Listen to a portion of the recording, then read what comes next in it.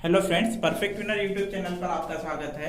Bentham नाम के दार्शनिक ने कहा था दोस्तों कि किसी भी राज व्यवस्था के रूल्स ऐसे होने चाहिए कि जो ज़्यादा से ज़्यादा लोगों की भलाई करते हो और ज़्यादा से ज़्यादा लोगों की उसमें खुशियाँ छिपी हुई हो। उसे कहते हैं greatest goods of greatest number. उसी के द्वारा दी गई इस बात को देखते हुए आज के लेक्चर में हम जानेंगे कि राजद्रोह, जो कि आईपीसी का सेक्शन 124 ए के बारे में बताता है कि अगर कोई भी किसी भी शासन के विरुद्ध विद्रोह करेगा या फिर तख्ता पलट करने के लिए हिंसात्मक कार्रवाई करेगा तो उसके ऊपर आईपीसी का सेक्शन 124 ए से कार्रवाई की जाएगी। हाल ही में भारत के सुप्रीम कोर्ट ने इस सेक्शन पर रोक लगा दी है और कहा है कि इस सेक्शन के ऊपर हम आज रोक लगा रहे हैं। पास्ट में इससे पहले जो भी कार्रवाई या फिर जो भी सेक्शंस इस आर्टिकल के साथ अगर लगाए गए हैं तो आर्टिकल 124 ए के तहत चलने वाली प्रत्येक कार्रवाई को रोक दिया जाए, जो कि पास्ट में हो चुकी है, और इन फ्यूचर भी इस सेक्शन से किसी के ऊपर भी कोई भी केस नहीं प्रोसीड किया जाएगा।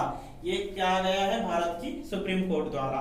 इसका मतलब हम समझ लेते हैं। राजद्रोह का अर्थ ये होता है कि किसी भी क्षेत्र पर या फिर किसी भी देश पर किसी राजा के द्वारा चलाए जाने वाले राज्य का विद्रोह करना, इसका अर्थ होता है राजद्रोह। और जबकि हम देखते हैं कि भारत एक लोकशाही डेमोक्रेटिक कंट्री है तो उसके अंदर इस वर्ड के लिए कोई भी जगह नहीं रह जाती, क्योंकि भारत में ना तो कोई राजा है और ना कोई राजघराना है।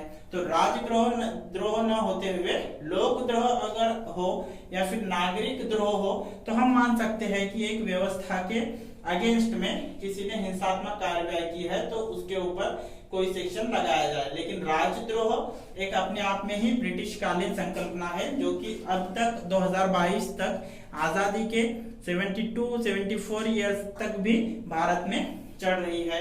आज मई 2022 में सुप्रीम कोर्ट ने एक मामले में इसके ऊपर प्रतिबंध लगाया है और कहा है कि अब पास्ट में हुए सभी मामलों को रोक दिया जाए और इससे आगे इस सेक्शन के तहत कोई भी मामला इंसर्ट नहीं किया जाएगा। जबकि ब्रिटिश गवर्नमेंट ने, जिसने इसे इंडिया में लागू किया था 1870 में, आईपीसी बनने के 10 साल के बाद उन्होंने 2009 में इस प्रकार के कोई भी अगर एक्यूज्ड होते हैं तो उन्हें 2009 में ही मुक्त कर दिया। यानी इस कायदे का, इस सेक्शन का एप्लीकेबिलिटी इंग्लैंड में 2009 में बंद कर दी, जिन्होंने भारत में एप्लीकेबल किया था। और आज हमें सोचने की जरूरत है 2022 में भी इंडिया में ये सेक्शन एप्लीकेबल है। ऐसे और अन्य देश है जहां पर इस प्रकार के सेक्शंस उनके कॉन्स्टिट्यूशन में अवेलेबल है या फिर अलग अलग उनके लॉज में एप्लीकेबल है। वैसे देश है America, Iran, Saudi Arabia, Malaysia और ऑस्ट्रेलिया। इन देशों में अब भी राजद्रोह गुनाह ही माना जाता है। सऊदी अरेबिया में आज ही रिसेंटली एक न्यूज आई है कि वहां के राष्ट्राध्यक्ष का नाम, जिनका जाहिद था, उनका आज निधन हो गया है, जो कि अबू धाबी के भी राजा थे। तो हमें ये यहाँ जान लेना चाहिए दोस्तों कि इस सेक्शन की इंडियन पिनल कोड में इंसर्ट करने की जरूरत क्यों पड़ी।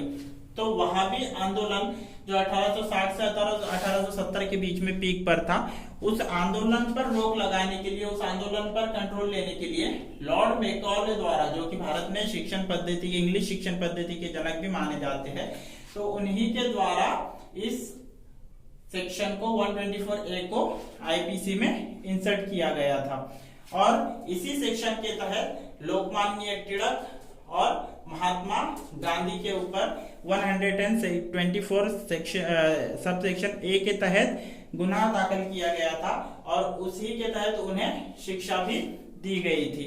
तो अब इस सेक्शन पर सुप्रीम कोर्ट द्वारा प्रतिबंध लगाया गया है और कहा गया है कि अगले इंस्ट्रक्शन तक ना इसके ऊपर कोई भी, जो भी पास्ट में दाखिल किए गए गुने हो गए, उन गुनों के ऊपर कोई भी कार्रवाई नहीं की जाएगी और इन फ्यूचर किसी के ऊपर भी इस सेक्शन के तहत गुनाह दाखिल नहीं किया जाएगा।